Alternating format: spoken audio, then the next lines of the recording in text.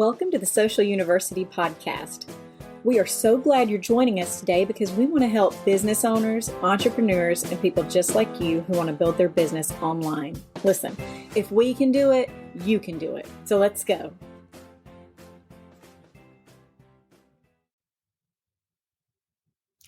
Good morning and welcome to What's Up Wednesday, where we come to you live every Wednesday with digital marketing tips, tricks, and trends.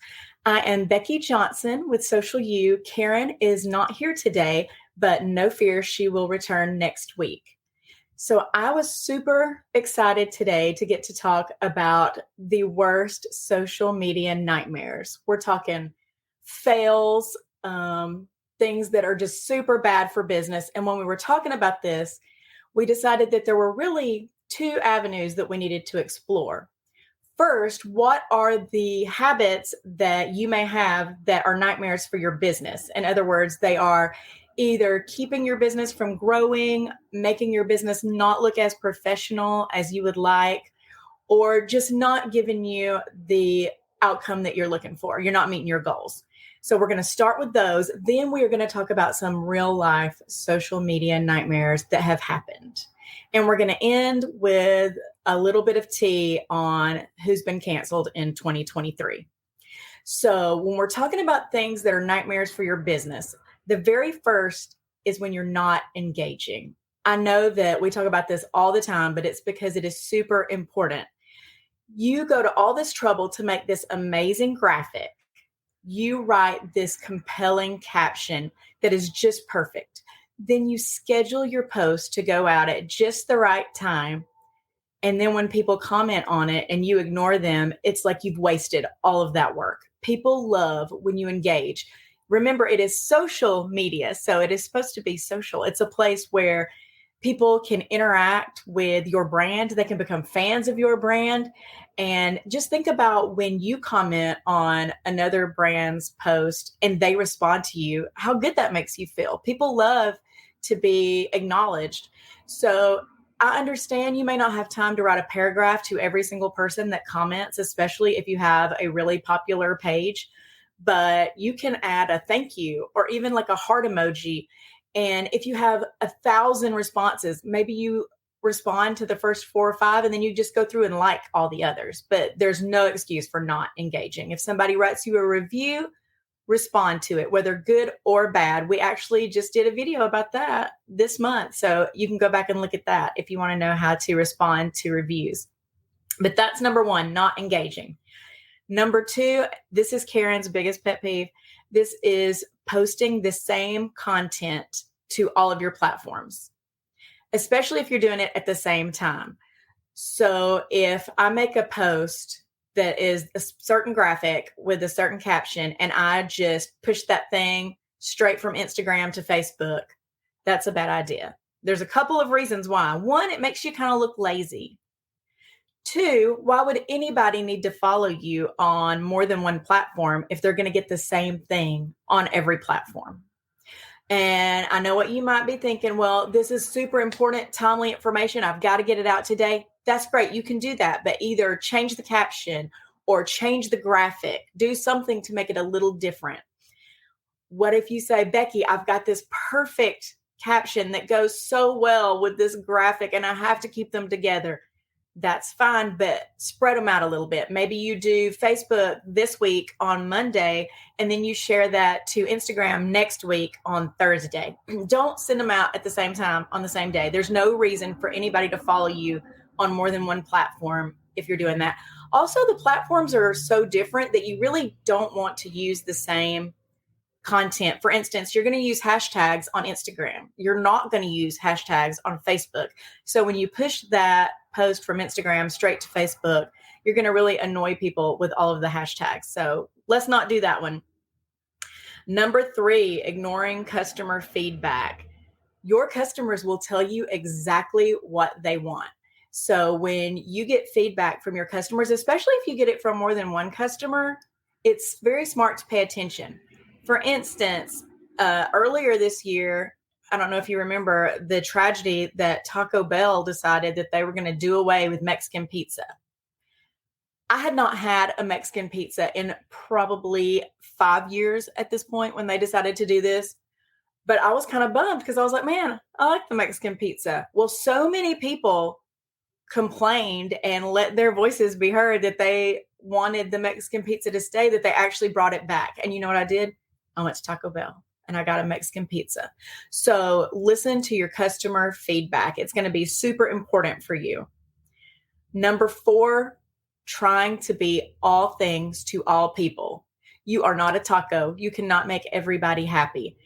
You most likely will not be able to be on every platform unless you are a social media company, and you have to be. It's very hard to maintain a quality presence across all social media platforms. What you have to do is you have to find out where your audience is, and you have to focus on those platforms. It is so much better for your business to do 2 platforms or 3 platforms really, really well than to be inconsistent on every platform. Because what's going to happen is you're either going to do that thing where you push out the same content to all of your platforms at the same time, which we've already said is a bad idea, or you're going to get so burnt out that you're going to be inconsistent. You're going to end up not posting for a week at a time, and it's just not going to be good. So find out where your people are, and your people is not everybody. Even if you have a product that literally anybody in the world could use, that's still not your target audience. Your target audience has to be a smaller segment, the people most likely to use your product or service, because you can't market effectively to the entire world. Your marketing would be so generic and so general that it really wouldn't reach anybody. So you have to find out who's that small group of people that you market to, and that's your target audience. And then the last one is just having no strategy. I know y'all have heard Karen say, if you wanted to go to that new restaurant in town and you had never been there and you had no idea where it was, you wouldn't just get in your car and take off driving and hope that you find it somewhere. That would be insane, right? But that's how people do social media a lot of times. They're like, we're just going to throw all this stuff at the wall and see what sticks. And that is not a strategy. So what you really need to do is figure out who your target audience is, what they are looking for, where they are, and then do those things. And then every 3 months, check those analytics to see if what you're doing is working.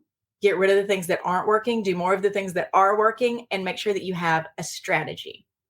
So just to recap, those 5 things that are nightmares for your business: when you are not engaging, when you're posting the same content to every platform every day, ignoring customer feedback, trying to be all things to all people, and having no strategy.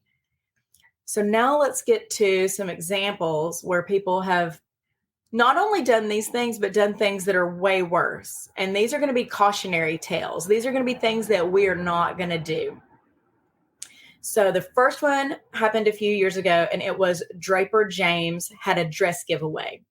They wanted to give a dress to teachers. So they were like, a dress for every teacher.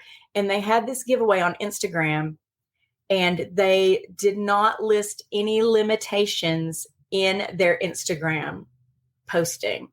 So they had over 1 million people, or almost 1 million people, register to get this free dress.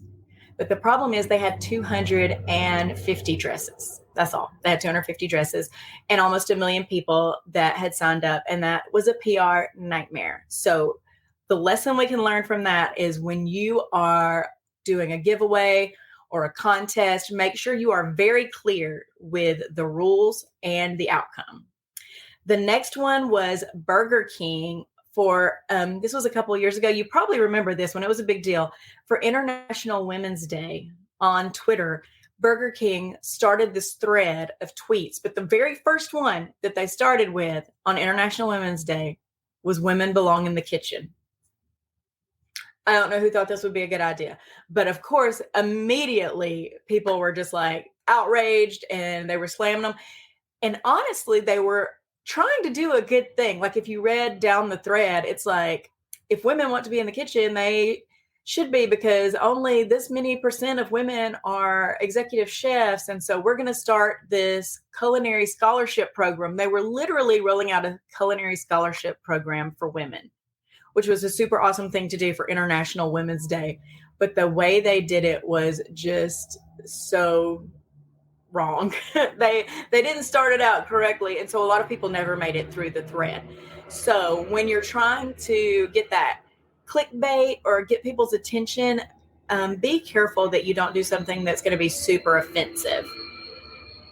Okay, this next one, this happened this year, I do believe. If you've been on TikTok and heard of the Kia challenge, sometimes it's called the Hyundai challenge, Kia Hyundai challenge. This is one of those viral challenges where people are challenging others to steal a Kia or a Hyundai, go for a joyride, and post it on their TikTok. And this is one of those examples where this is a social media nightmare, but the company didn't do it. This was done by just users on TikTok. They're encouraging people, hey, these cars are really easy to steal. All you need is like a USB cable and a screwdriver. Go steal these cars and post your joyride on TikTok. Honestly, so many of these challenges actually happened that the rate of theft for those cars was like double that for any other cars. And Kia and Hyundai actually ended up having to settle a class action lawsuit for $200 million because their cars were too easy to steal. That is a huge social media nightmare.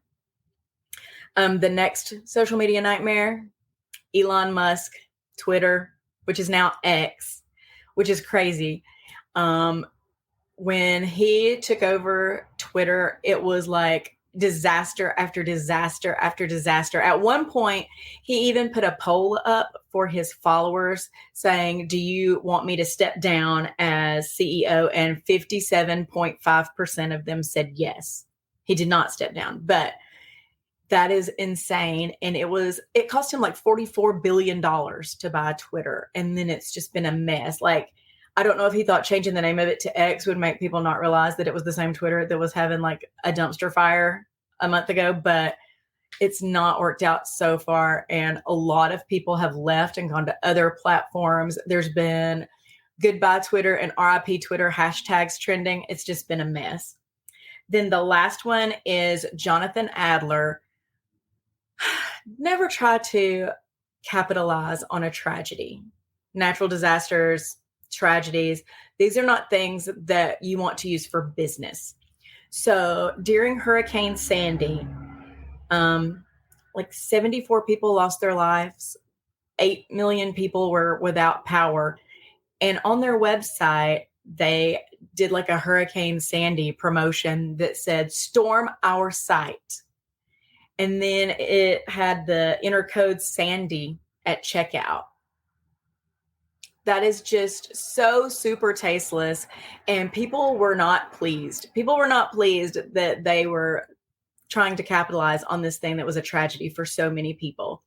So what we can learn from this cautionary tale is that when there is a national tragedy, if there's a big disaster, if there is like a huge shooting or something, it's okay to use your social media to raise money for victims, to raise awareness about things people may not know about, but it is not okay to use it to have a sale, to capitalize and make money off of the tragedy that other people are going through. It seems like that would be common knowledge, like you would just know that, but apparently some people do not. Now let's talk the tea. People that got canceled in 2023. When I was looking these up, there's actually more of these than I even could put on my list because people are just doing stuff in the media all the time that is like, if their social media person was with them, they would be like putting their hand over their mouth and being like, no, don't do this. So the first one is Scott Adams. You may not know his name, but you will probably know who Dilbert is. And he is the creator of Dilbert. He got canceled this year when he went on a pro-segregation rant on his podcast. He is known for making very controversial statements, but this was like the straw that broke the camel's back. Pro-segregation rant on his podcast. canceled. Next, Andrew Tate. You've probably heard about him. He has been all over the news, arguing with people on Twitter, constantly making very misogynistic comments. He is a men's rights activist and influencer. And he's constantly talking about how men are so much superior to women and all these things. Then, shocker, he got arrested for human trafficking and rape charges. So it's shocking that someone that has this viewpoint of women would be arrested for something like human trafficking and rape. But he was. And before this, somehow he was insanely popular on TikTok and all these platforms. But then when he got arrested and it came out that these allegations were out there, canceled. The next, Ned Fulmer. I don't know how many of you are Try Guys fans.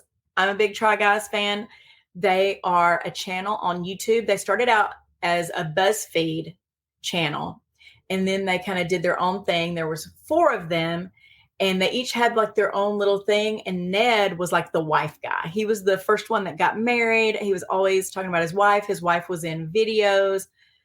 Then he got caught having an affair with one of his employees. That was like a huge blow to the image of the Try Guys, because they've always tried to be, above board and be like guys next door that you could be friends with. And so all of a sudden, Ned is having an affair and it goes public. And I will say, I think the Try Guys handled it pretty well.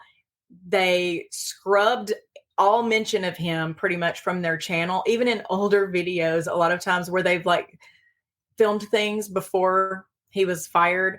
They're like putting big stickers and emojis like over his face and like bleeping out his words so that he's like not got any presence in the videos. They released a statement where they were like, we're not for this. We didn't know about this. We don't stand for this. They did not replace him. They are now just 3 Try Guys, but they lost a lot of people from their fan base when that happened. A lot of people felt like they had been lied to, that this guy was like the wife guy. And so that was a huge social media nightmare. The next, Jonah Hill. Jonah Hill was dating this professional surfer girl. They broke up, and then she released these texts that he had sent her about the boundaries he demanded if they were going to be in a romantic relationship. He's like, these are the things that have to happen if you're going to be in a relationship with me. If you don't want to do those things, that's fine. I support you. Go be happy. But if you're going to be in a relationship with me, no more surfing with men, which was kind of her job. No more posting swimsuit photos. No relationships with women who are in unstable places. And just a list of things where he was just dragged through social media by people saying he's overstepping. You can't demand these things of another person. It was not good for him. And apparently he had been going to counseling and had worked with his counselor on these boundaries. And then he got accused of like using therapy language to kind of make his behavior seem okay when it wasn't okay, kind of like gaslighting with therapy language when it was actually not okay. So he got canceled. Then we have Oprah and The Rock. Oprah Winfrey, Dwayne The Rock Johnson started off as this great thing. So they were trying to get their fan base to donate to the Maui, Hawaii Fire Relief Fund. So you probably remember there were devastating wildfires in Maui, so much damage done, so many people displaced. So Oprah and The Rock started this relief fund for Maui. They, in their defense, donated the first $10 million, which is not a drop in the bucket. That's a lot. But then you had a lot of people that were like, why are these billionaires trying to get me to give them money? Like, why does somebody who this 10 million they gave percentage wise is nothing compared to what they're asking me to give? Why are they asking me to give money? And they kind of got dragged for that. I think that one's kind of I think that they weren't as bad as people think they are. They did give $10 million and they were just trying to get other people to help. I think that's completely noble, but they were, at least for a time, canceled for that. And then the last one, which is the most recent, you've probably heard about this one lately, is Emily Blunt. So apparently she was on a talk show several years ago, and she was talking about how she now knows why people in the United States have a reputation for being overweight is because she went to this restaurant and she kept talking about her enormous server and how enormous her server was and how this lady was just so big and so enormous. Well, recently those clips have resurfaced on social media. Everything comes back on social media. If it's ever on the internet, it's around forever. And she's had to do a lot of backpedaling.